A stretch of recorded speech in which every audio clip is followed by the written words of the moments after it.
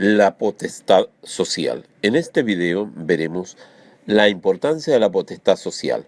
Por potestad social entendemos aquella facultad que se le reconoce en determinados casos, claro está, en que el ordenamiento jurídico así lo permite a la propia comunidad de manera anónima para crear derecho a través de la repetición de actos que considera obligatorios. La costumbre jurídica es la más antigua de las fuentes de derecho y probablemente aquella que guarda más identidad con el querer de los obligados. Esta armonía y correspondencia entre el legislador y que finalmente obligado es la que naturalmente despierta estimación entre los liberales más radicalizados como Hayek. Ahora, la costumbre jurídica nace normalmente de los simples usos sociales mantenidos en el tiempo, pero su importancia, sin embargo, es cada vez más menor. Las razones de esta decadencia radican en las exigencias de certeza, de confiabilidad y oportunidad que las sociedades modernas exigen al derecho, fortalezas que las costumbres jurídicas no pueden mostrar. La evolución de la costumbre jurídica se puede examinar desde una perspectiva histórica jurídica. Sabemos que la costumbre es una de las fuentes más antiguas, surge en las primeras civilizaciones que no se basaban en codificaciones, recordemos, sino en derecho consuetudinario. En el Código de las 7 Partidas se dice que la costumbre es derecho o fuero que no es escrito, el cual ha usado los hombres luego tiempo, ayudándose en las cosas o en las razones sobre las cuales le usaron. Se da la paradoja de que el estudio de la costumbre como fuente del derecho es muy moderno. La costumbre tiene importancia hasta antes del siglo XVII, hasta el movimiento de la codificación, que compite con la legislación escrita de los siglos XVII y XVIII, que soluciona los problemas que existen entre los hombres. Los filósofos del derecho del siglo XVII y del siglo XVIII apenas se ocuparon del derecho consuetudinario. Grotius lo menciona accidentalmente y que alguna y otra vez a propósito de la prescripción y de la usucapión, Pudendorf solo alude a la costumbre continuada, ya que puede influir en la voluntad. Y también Kant habla de pasada en su teoría del derecho, de leyes que tienen que ver con estatutos y acuerdos convencionales, además de las racionales, pero no expone doctrina alguna del derecho consuetudinario.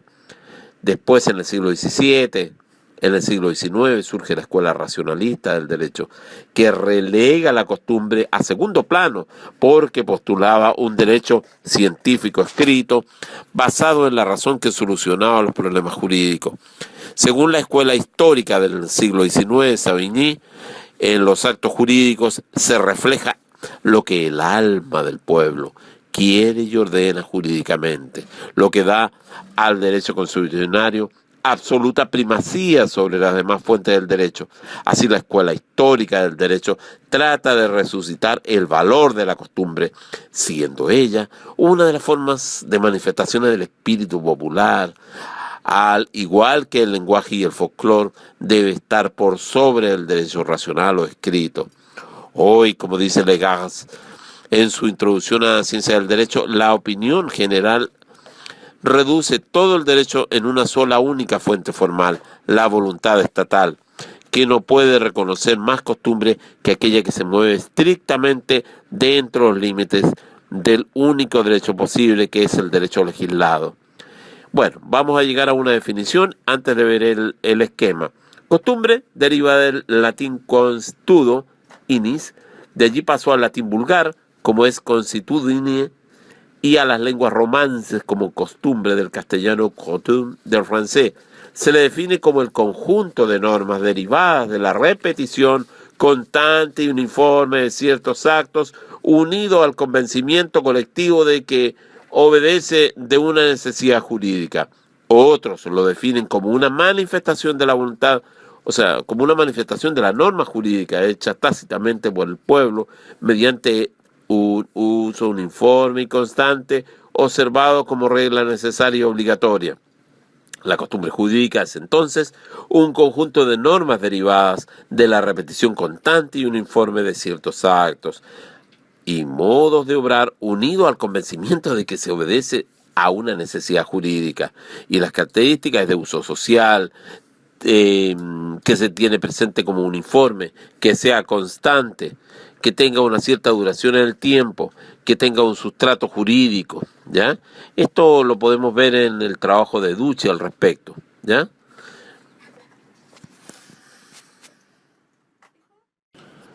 El concepto que vamos a ver de costumbre, como ya vimos, la parte histórica del derecho consuetudinario, de cómo surge y cómo transcurre a lo largo de la historia. Ahora, a modo de resumen final, vamos a ver un concepto que creemos es clave entender y algunas interrelaciones que hay presentes en este esquema. El primero, el concepto entendemos por costumbre una repetición determinada de una determinada conducta realizada por la generalidad de los miembros de un grupo social de manera constante y uniforme. Es un aspecto bien clave. Y con la convicción de cumplir un imperativo jurídico. En forma más breve también se ha dicho que es un uso implantado de una colectividad y considerado por esta como jurídicamente obligatorio. Ahora, ¿cuál es el valor y fuerza obligatoria de la costumbre? En los primeros tiempos, como veíamos en las diapositivas anteriores, todo el derecho era consuetudinario. Con el correr del tiempo y no obstante ser cada vez más frecuente el derecho escrito y que por la misma razón la ley pasó a ser la norma jurídica preponderante. Luego vimos, por ejemplo, acerca de la certidumbre que ofrecía el hecho que sea el derecho escrito. Ahora el Código de Comercio la acepta, pero fuera en silencio de la ley. Eso está en el artículo 4 del Código de Comercio. Por otra parte, dentro de la clasificación habitual está la costumbre nacional y extranjera, la costumbre general, la costumbre contra la ley, fuera de la ley y según la ley, y tenemos la costumbre mercantil y versus la costumbre civil. Ahora, hay un elemento que habitualmente se consulta en exámenes. La costumbre en materia civil, puesto que no existe ninguna disposición especial sobre la materia, cualquier medio de lo establecido por la ley es idóneo para demostrar la existencia de la costumbre. El artículo 5 del Código de Comercio, la costumbre solo puede ser probada por alguno de los medios siguientes: por el testimonio fehaciente de 2 sentencias, por 3 escrituras públicas otorgadas con anterioridad a los hechos que motivan el juicio. Ahora, dentro de los elementos, nosotros vamos a distinguir elementos materiales o externos y un elemento interno o psicológico. Ahora, dentro del elemento interno, los que realizan un determinado acto o repiten de manera uniforme cierta conducta deben hacerlo movidos por la convicción de obedecer a un imperativo jurídico, de cumplir un deber de tal naturaleza por una necesidad ineludible de derecho y no por mera voluntad espontánea. Por otra parte, los elementos materiales o externos, la generalidad, la constancia y la uniformidad son los ingredientes, ¿ya? Los elementos materiales o externos, la generalidad general es la repetición de los actos cuando estos se llevan a cabo por la gran mayoría de los componentes de un grupo social. Las conductas decidentes no menoscaban la generalidad si ellas se valoran como infracciones de la conducta mayoritaria o se clasifican de excepciones carentes de significación. Ahora, el otro elemento clave es la constancia.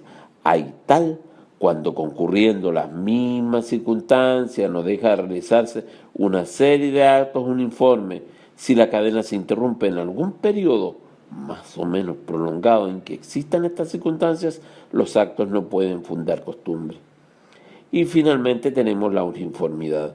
Existe cuando la repetición constante de los actos efectuada por la generalidad de la comunidad traduce el acatamiento de un mismo principio o regla.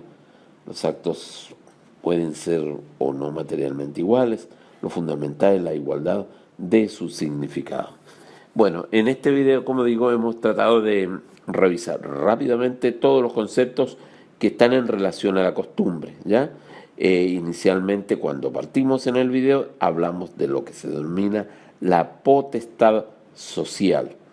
Y dentro de la potestad social vemos también la costumbre.